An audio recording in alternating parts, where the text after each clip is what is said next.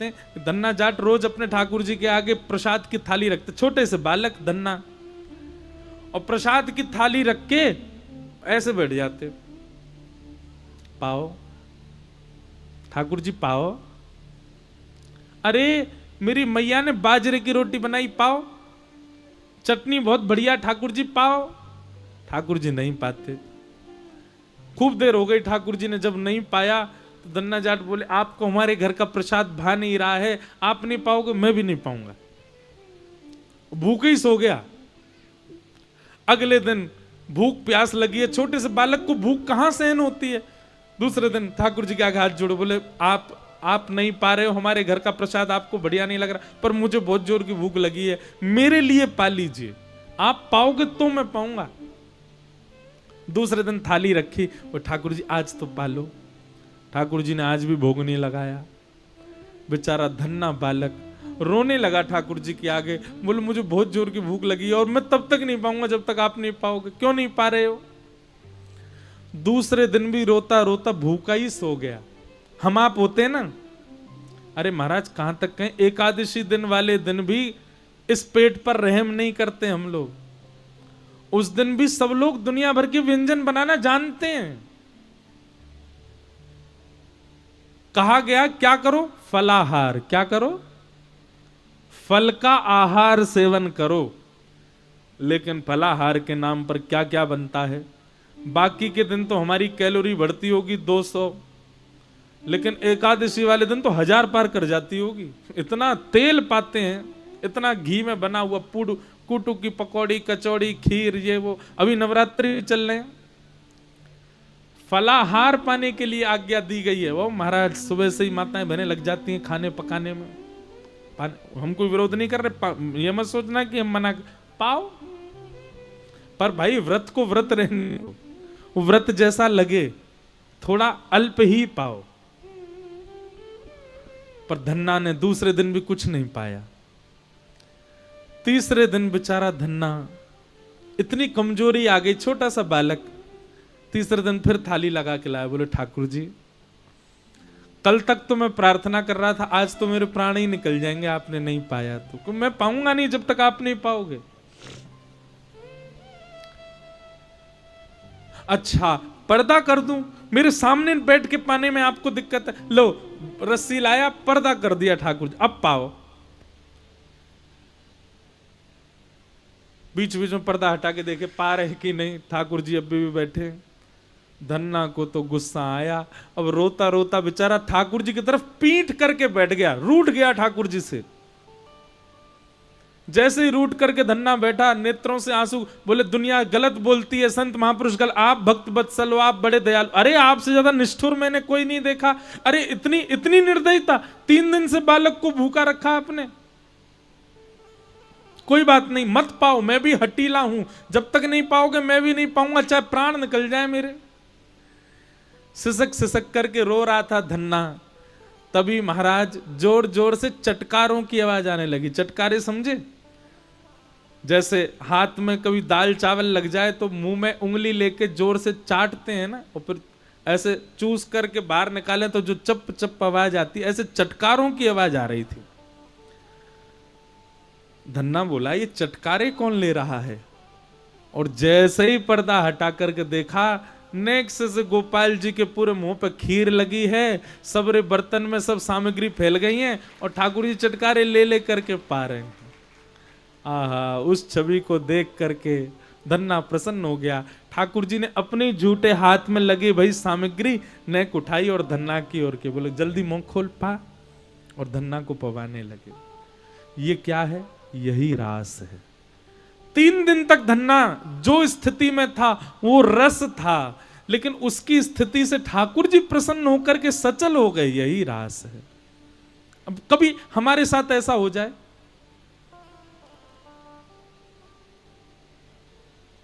सोच समझ करके मत करना इस क्रिया को। अब कथा में सुन गए तो पीछे पड़ जाओ अपने ठाकुर जी के।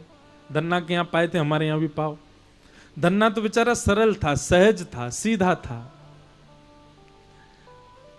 बहुत कथाएं हैं। 2 सखियों की कथा है कि उन्होंने ठाकुर जी ऐसे लड्डू गोपाल ऐसे बैठे रहते हैं ना, ठाकुर जी को देख करके मन में सोचा बेचारे इनके हाथ पांव दर्द रह गए होंगे। उनने घी लिया और लेके ठाकुर जी के हाथ पांव बोले सीधे कर लो ठाकुर जी, आपके हाथ पांव थक गए होंगे। इतने भाव से, अब उनको पता नहीं है कि ठाकुर जी ऐसे ही रहते हैं। उनके मन में ऐसा भाव आया, महाराज जी ठाकुर जी के हाथ पांव में ऐसी मालिश करी, ठाकुर जी सीधे खड़े हो गए, हाथ पांव सब सीधे हो गए। जिनके ठाकुर जी थे वो देख करके बेहोश हो गए, बोले मेरे ठाकुर जी सीधे कैसे हो गए। भाव, इसी को रास कहते हैं। तो जब तक आप प्रस्तुत कर रहे हो और ठाकुर जी देख रहे हैं वो रस है, लेकिन जब तक, जिस दिन आपने प्रस्तुत किया और ठाकुर जी ने स्वीकार कर लिया, वही रास है। इसको रास कहते हैं। और सुनिए, जब तक रस होता है तब तक भाव उमड़ता है, लेकिन जिस दिन रास होता है ना, उस दिन तो नृत्य ही होता है, उस दिन तो नाचोगे ही आप। जिस दिन रास हो जाएगा उस दिन बैठे थोड़ी रहोगे। महाराज थाली धर के आए मंदिर में, ठाकुर जी के आगे भोग लगाओ, ठाकुर जी कपाट बंद करके बाहर आ गए, थोड़ी देर में जाकर के देखी तो सबरी थाली चट्ट कर गए ठाकुर जी। और ठाकुर जी के मुखमंडल पे प्रसाद और लगो, क्या होगा? पहले तो रुदन होगा, उसके बाद मन में ये भाव आएगा, ठंडे पड़ जाएंगे महाराज, और जैसे तैसे जब संभलेंगे तो फिर क्या होगा? फिर नृत्य ही होगा, फिर नाचने का ही मन करेगा। गोपियों को इतने सहज हो गए ठाकुर जी, गोपियां नाचेंगी नहीं? अरे उनके गले में गलवैयां डाल रहे हैं, उनकी गोद में बैठ रहे हैं, उनके चरण दबा रहे हैं, उनके मुख पकड़ रहे हैं, तो गोपियां प्रसन्नता में क्या करें? इसलिए रास में नृत्य हुआ, बाकी नृत्य का मतलब रास नहीं।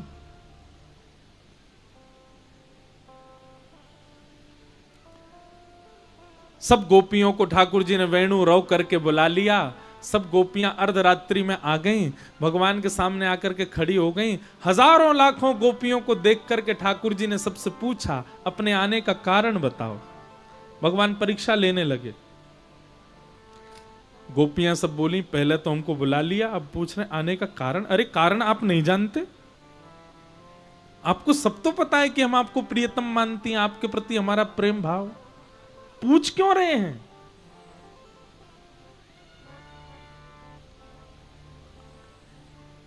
ठाकुर जी का गोपियों का बड़ा मधुर संवाद है यहां पर, वह हुआ। अंत तो गत्वा गोपियां सब कहने लगी, नाथ आप चाहते क्या हो ये बताओ। भगवान बोले, हम तो ये चाहते हैं तुम वापस अपने घर जाओ, अपने पतियों की सेवा करो, बच्चों के संग आनंद करो, अपने परिवार का ध्यान रखो। ये इतनी रात्रि में एक छोटे से बालक के पीछे इतनी दूर आ जाना, ये अच्छी बात नहीं, चलो जाओ वापस। गोपियां सामने खड़ी खड़ी बोली, देखिए हमारा प्रेम ऐसा, हम चली जाएंगी, पर हमारी एक वस्तु आपके पास है, वो हमें वापस करो। ठाकुर जी बोले, क्या है मेरे पास? गोपियां कहती हैं, हमारा चित्त आपके पास है, हमारा मन आपके पास है, वो दे दीजिए।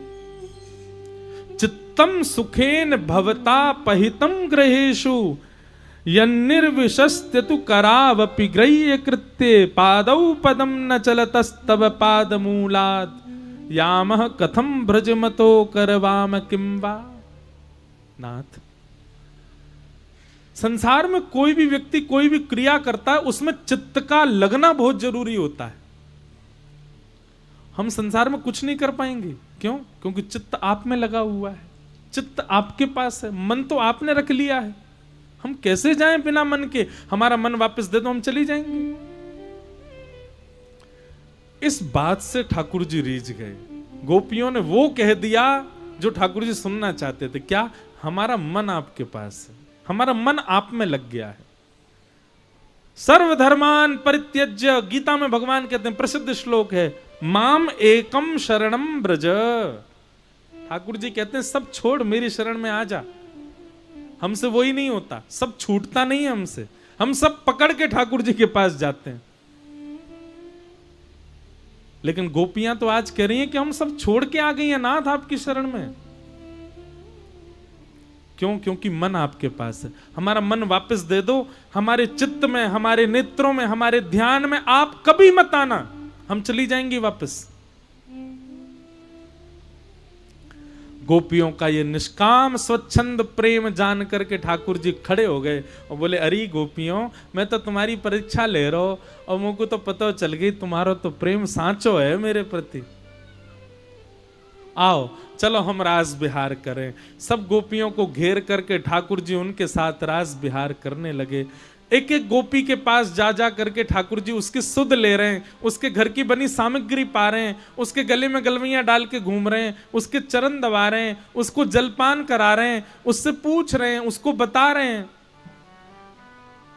इतनी सन्निकटता सबको प्रदान कर रहे हैं ठाकुर जी। सन्निकटता देते देते देते देते देते गोपियों के चित्त में अभिमान आ गया।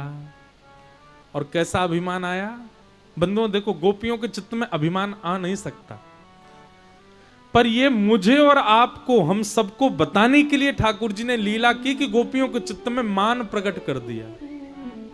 नहीं तो जहां राम जहां कृष्ण वहां मान आ नहीं सकता।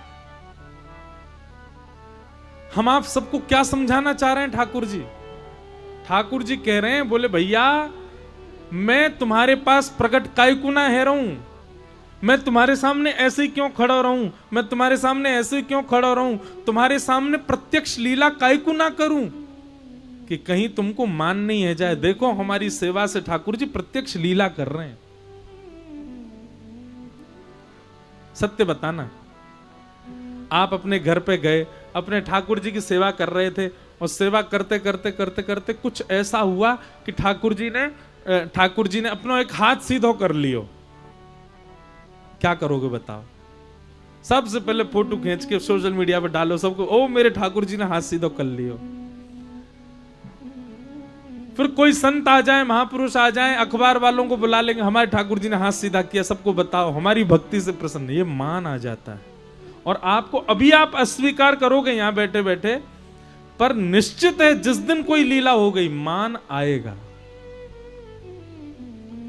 हमारे मान की रक्षा के लिए ठाकुर जी ऐसे ही खड़े रहते हैं। बोले कि मेरा मन तो है रो कि हाथ सीधे करूं, पर नहीं करूंगा। क्यों? कहीं मैंने हाथ सीधे किए तो याकू मान नहीं है जाए कि मेरी भक्ति में कितनी कितनी प्रबलता, मेरी भक्ति में कितनी सामर्थ्य कि मैंने ठाकुर जी सीधे कर दिए। हमारे मान की रक्षा के लिए ठाकुर जी मूर्तिमंत खड़े रहते हैं, कुछ नहीं करते, बस अनुभव कराते हैं। जैसे आज कथा से पहले वर्षा करके अनुभव कराया, ये बांस लगवा के अनुभव कराया, पूरा पंडाल है, इतने सारे व्यंजन, इतनी सारी वस्तु पर इसी पर्दे का ही नीचे गिरना, ये सब अनुभव हैं ठाकुर जी के। ऐसा अनुभव कराते हैं ठाकुर जी। प्रत्यक्ष लीला कर दी तो कहीं हमको मान ना हो जाए। गोपियों के चित्त में अभिमान हो गया कि हम त्रिभुवन सुंदरी हैं, इसीलिए हमारे रूप पर त्रिभुवन सुंदर श्री कृष्ण मोहित हो गए। भगवान बोले अच्छा, पूतना नहीं देखी थी क्या तुम लोगों ने? वो तो बहुत सुंदर बन के आई थी, तब भी तुम्हारा चित्त नहीं समझा कि मुझे सुंदरता नहीं रिझा सकती? मान करती हो अपने ऊपर।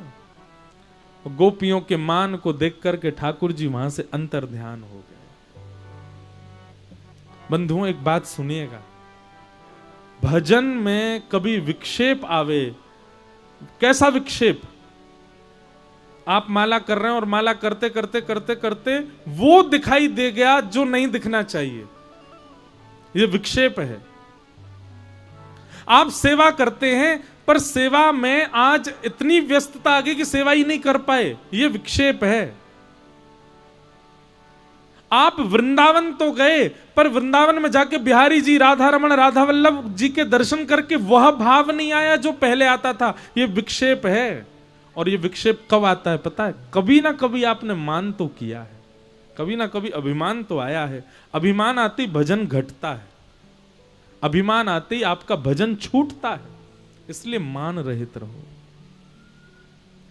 बंधुओं, भजन बढ़ेगा तो मान घटेगा, और मान बढ़ेगा तो भजन घटेगा। इसी से ही आप पैरामीटर लगा लिया कीजिए। अगर आपका भजन बढ़ रहा है, नित्य प्रति और ज्यादा भजन, और ज्यादा भक्ति, और ज्यादा कथा के प्रति भावना बढ़ रही है, तो इसका मतलब है कि आपका मान घट रहा है। लेकिन किंचित भी मान बढ़ता होगा तो आपका भजन छूटेगा। संतों को देख करके पहले मन में भाव आता था इनको प्रणाम करें, पर अब संतों को देख के आता है ये तो ऐसे इतने विशेष नहीं है कि इनको प्रणाम करें। समझना आपके अंदर मान है। ये सब अनुभव करने के तरीके हैं कि मान है कि नहीं, मान मत करो, कभी किसी बात का मान नहीं। गोपियों को मान हुआ, ठाकुर जी अंतर ध्यान हो गए, गोपियां ढूंढ रही हैं, अबला नारी, रात्रि का समय, सब जगह खोजा, ठाकुर जी नहीं मिले। तब यमुना के तट पर किशोरी जी को देखा, दौड़ गई, उनके चरणों में जाकर के बैठ गई और किशोरी जी से प्रार्थना करने लगी, हे सुन राधिका दुलारी, तेरे द्वारका भिखारी हूं मैं, शाम का पुजारी,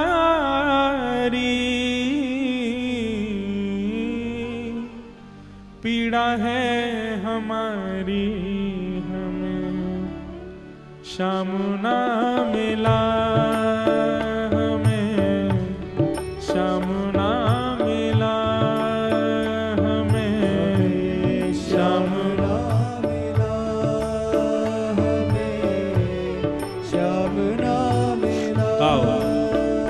हमें श्याम ना मिला, हमें श्याम ना मिला, हमें श्याम ना मिला,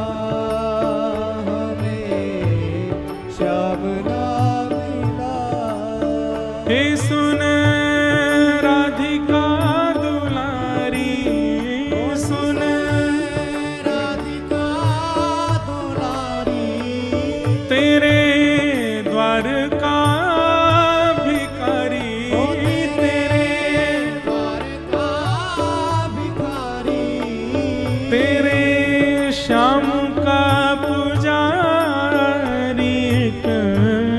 पीड़ा है हमारी हमें श्याम ना मिला, हमें श्याम ना मिला, हमें श्याम ना मिला, हमें श्याम ना मिला, ओ हमें श्याम ना मिला, हमें श्याम ना मिला, हमें श्याम ना मिला, हमें। बोल वृषभानु दुलारी की।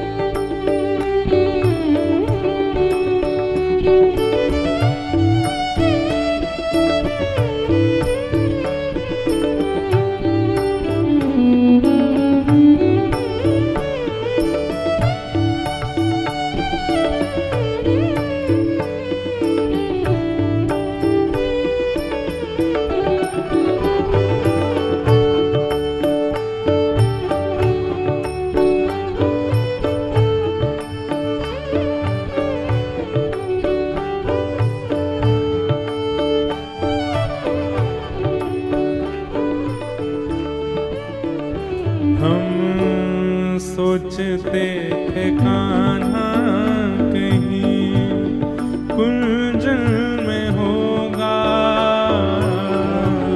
सोचते थे कान्हा सब लोग कुंजन में होगा, हम सोचते थे कान्हा कहीं कुंजन में होगा,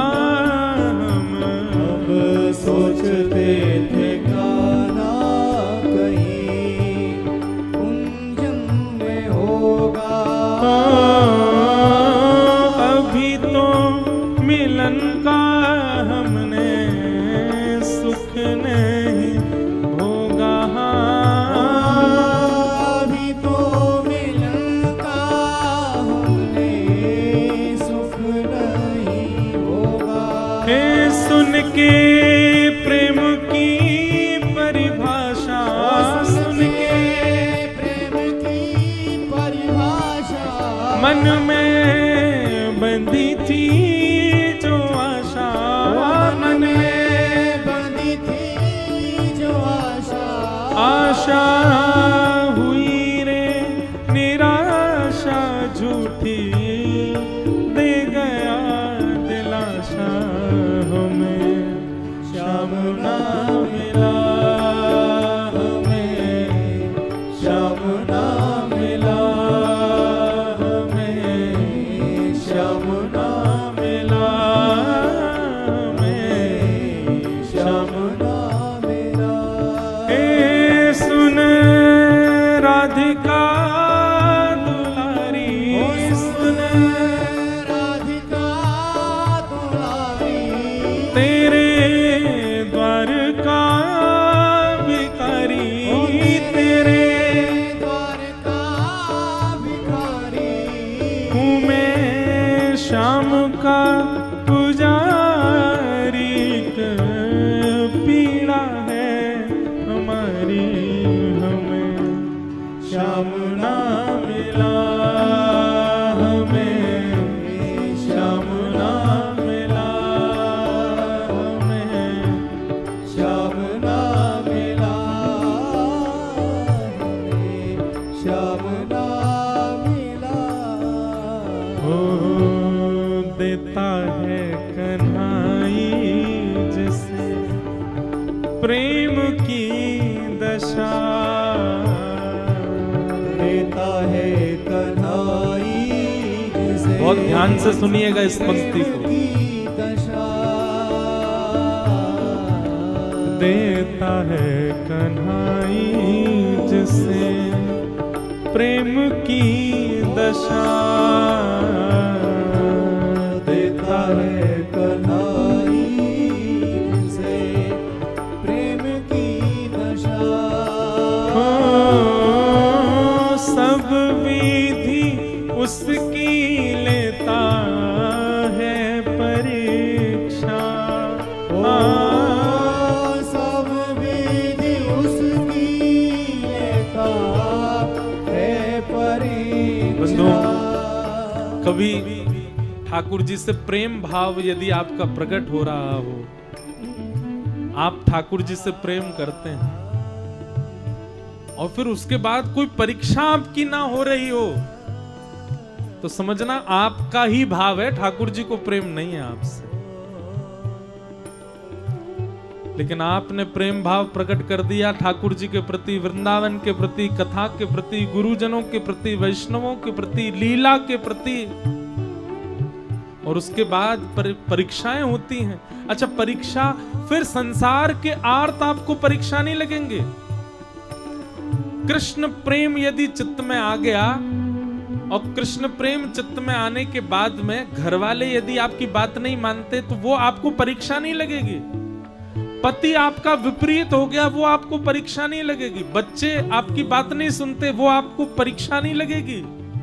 पत्नी आपकी मनमौजी है, वो आपको परीक्षा नहीं लगेगी। फिर आपको परीक्षा यही लगेगी कि मन तो है वृंदावन जाएं पर जा ही नहीं पा रहे, कोई ना कोई अड़चन आ रही है, तो समझो ये परीक्षा।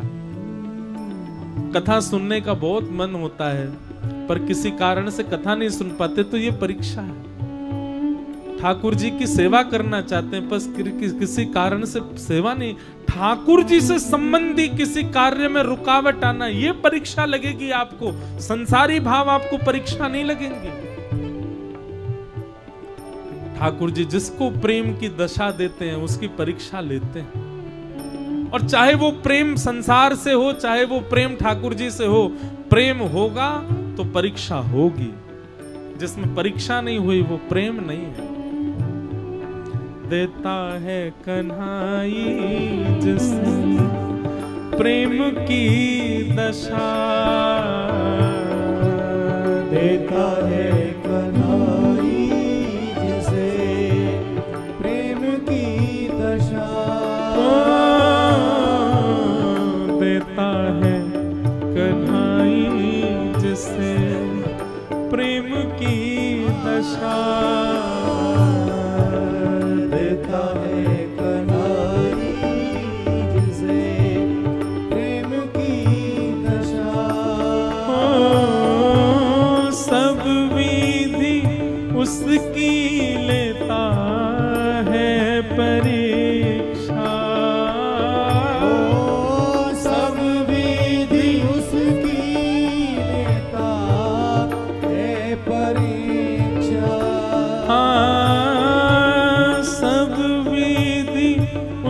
की लेता है परीक्षा।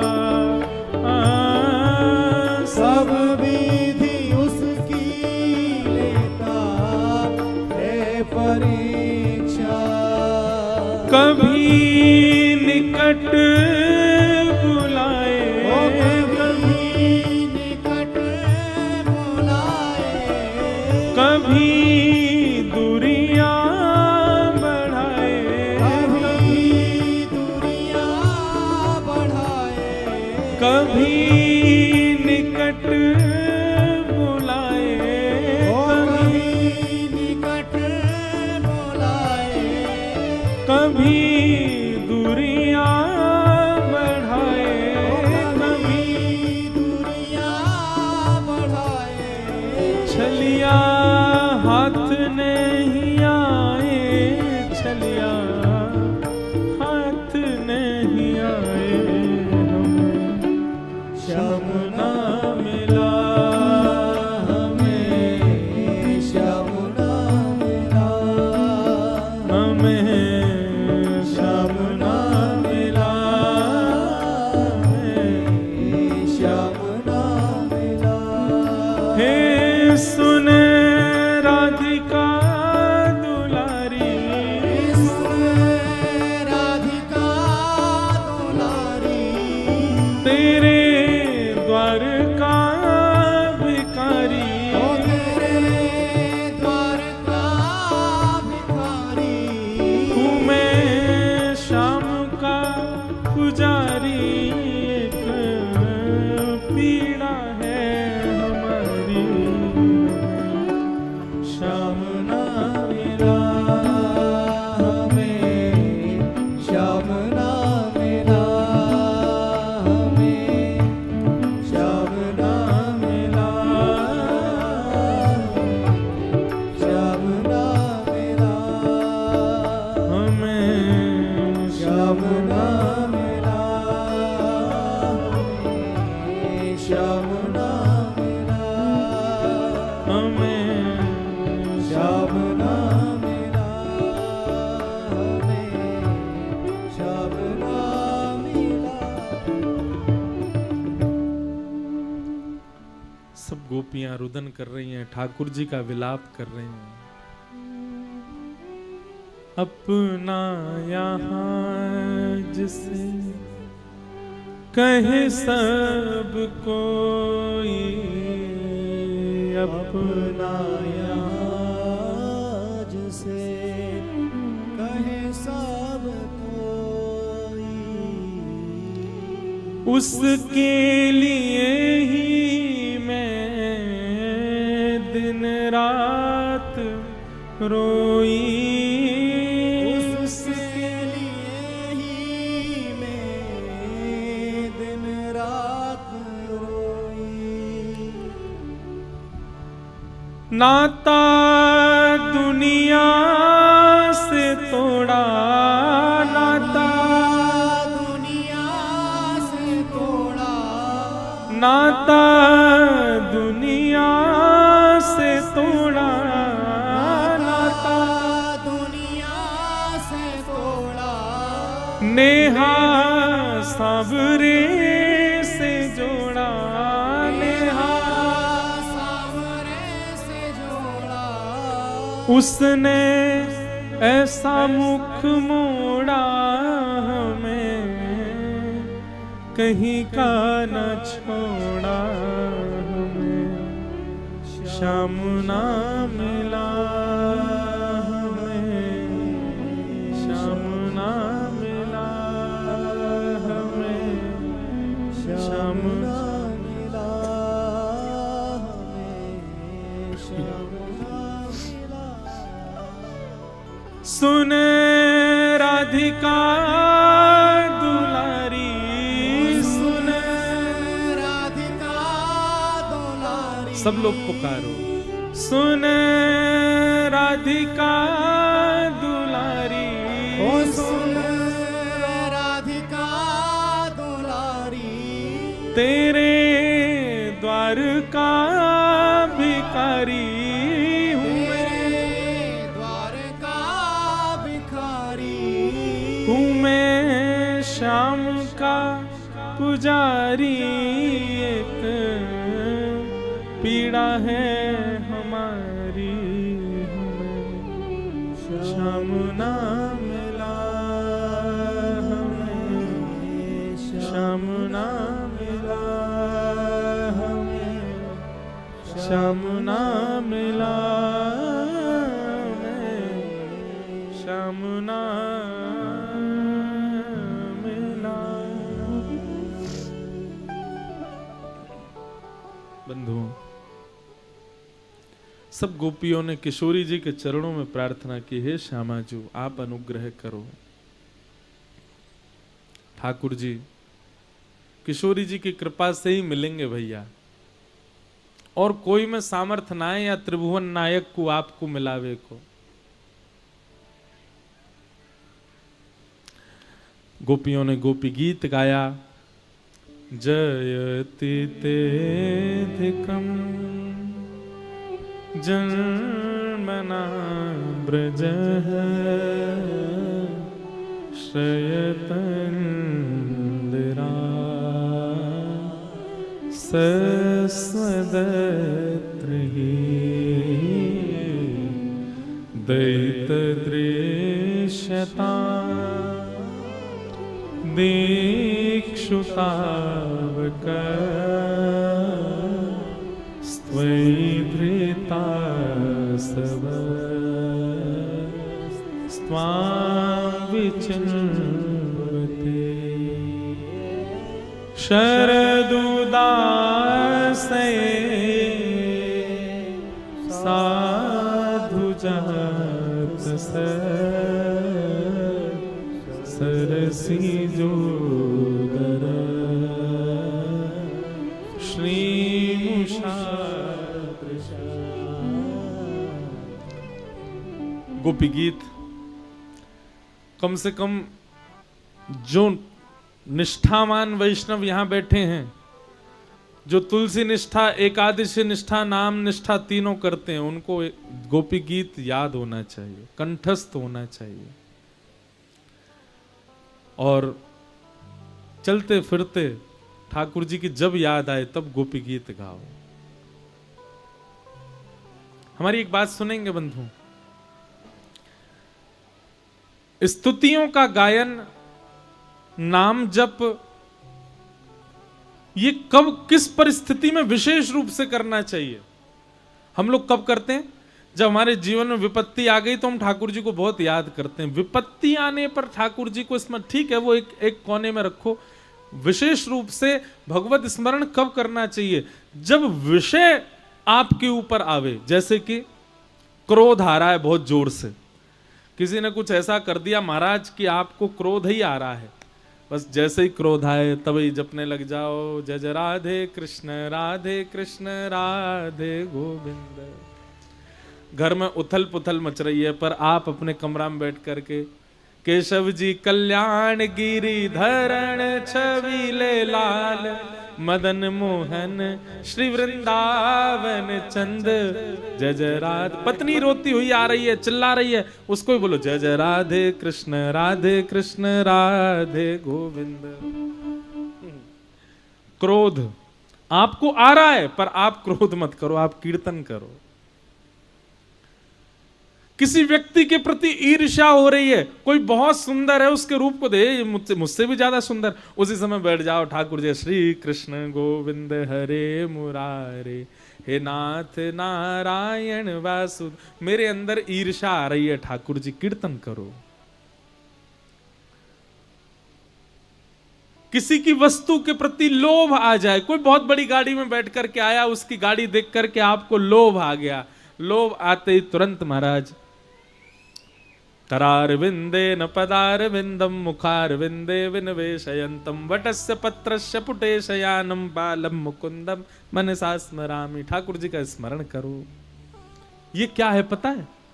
आपके चित्त में काम क्रोध लोभ मोह ये सब आते हैं आपको बिगाड़ने के लिए, आपको क्षतिग्रस्त करने के लिए, लेकिन आप तुरंत भगवान नाम की औषधि धारण कर लेते हो, तो जो भी रोग आया, बुखार चढ़ते ही डोलो खा लो, उतर जाएगा। ऐसे ही जैसे ही जीवन में कोई आर्त आवे, कोई विषाद आवे, कोई विषय आपके ऊपर आक्रमण करे, जैसे ही लगे कि काम बढ़ रहा है चित्त में, किसी का रूप यौवन देख करके महाराज चित्त में काम के उद्दीपन हो रहा है, उसी समय नेत्र बंद करो और नेत्र बंद करके तुरंत किशोरी जी का स्मरण करो। श्यामा प्यारी कुंज बिहारी, जय जय श्री हरिदास। महाराज काम, क्रोध, लोभ, मोह, क्रोध, ईर्षा, द्वेष, अभिनिवेश, ये सारे रोग हैं। इनकी औषधि भगवान नाम है, पर हम रोग आने पर औषधि नहीं ले रहे, तो फिर रोग तो चढ़ेगा ना, रोग तो अपना असर दिखाएगा। जैसे ही लगे ईर्ष्या आई, जैसे ही लगे क्रोध आया, जैसे ही लगे काम आया, जैसे ही लगे कुछ आ रहा है चित्त में जिससे मेरा सब उथल पुथल होने वाला, तुरंत भगवान नाम गाने लग जाओ। इसका पता परिणाम क्या होगा? कुछ दिनों के बाद ये सब आपके ऊपर आने से डरेंगे। काम बोलेगा मैं इस पर कैसे जाऊं, जैसे ही जाऊंगा सुई गाने लग जाएगा, श्यामा प्यारी। अरे भाई, काम जब सवार हो तब तो वैश्याओं का चिंतन होना चाहिए, तब तो नर्तकियों का चिंतन होना चाहिए, तब तो रूप यौवन का चिंतन होना चाहिए। पर काम आने पर आप कुंज बिहारी श्री हरिदास करोगे, श्यामा प्यारी को चिंतन करोगे, तो काम भागेगा नहीं। क्रोध आने पर आपका ताम्रवर्ण हो जाना चाहिए, आंखें लाल, हाथ मुट्ठियां बंद गई, महाराज किसको फोड़ दें, किसको फाड़ दें, किसका क्या कर दें हम। पर उसी समय आप ठाकुर जी का चिंतन करने लग जाओगे तो क्रोध कहेगा भैया मैं आया था इसको उत्तेजित करने, मैं आया था इसको ताम्रवर्ण का करने, पर ये तो नाम का पानी डाल रहा है अपने ऊपर, कैसे आऊं। आइंदा क्रोध आने में डरेगा, आइंदा ईर्ष्या आने में डरेगी, आइंदा काम आने में आपके ऊपर डरेगा। तो नाम जप कब करो, भगवत स्मृति कब करो? जब आपको लगे कि विषाद संसार का आपके ऊपर आक्रमण कर रहा है, तभी नाम जप करने लग जाओ। समझ में आई बात? गोपियों ने गोपी गीत गाया, भगवान प्रकट हो गए, प्रकट होकर के गोपियों के साथ अब महारास करने लगे और वृंदावन में महारास होने लगा। जैसे ही महारास प्रारंभ हुआ, कैलाश से देवादिदेव महादेव दौड़े वृंदावन की ओर। गोपियों ने रोक दिया, बोले कहां जा रहे हो? बोले मैं भी रास में नृत्य करूंगा। गोपियों ने कहा, बोले पुरुष केवल एक ही जा सकता है अंदर, श्री कृष्ण। आपको यदि भीतर जाना है तो गोपी बन के आना पड़ेगा। तुरंत महादेव गए, अन्नपूर्णा मैया से कहा हमारा श्रृंगार करो, जटाएं खोल दी, सर्प को निकाल दिया, बोले जाओ थोड़ी देर घूम घाम के आओ। कानों में बिच्छू पहन रखे थे वो भी उतार दिए, हाथन में भी छोटे छोटे सर्प बांध रखे हैं, बागंबर भी सर्प से बांध रखा है ठाकुर जी ने, महादेव ने। सारे वस्त्र बदल दिए, लहंगा पहना दिया, सुंदर चुनरी उड़ा दी, आंखन में काजल लगा दिए, होटल में लालिमा लगा दी, गले में हार पहना दिए, केश खोल करके सुंदर गोपी बना दी।